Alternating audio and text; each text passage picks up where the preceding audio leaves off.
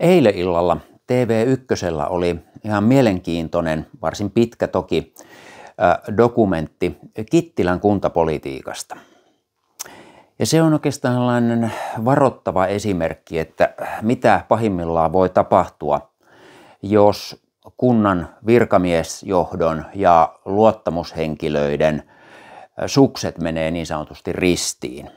Ja varsinkin sitten, kun niitä asioita ruvetaan käsittelemään, niistä ruvetaan puhumaan lehdistön ja sosiaalisen median kautta sille toiselle osapuolelle. Ja oikeastaan siinä oli myöskin varoittava esimerkki siitä, että mitä voi tapahtua, että jos kunnallisessa päätöksenteossa aletaan vetää niin sanotusti mutkia suoriksi, eli päätöksiä tehdään vastoin kuntalakia ja hallintolakia.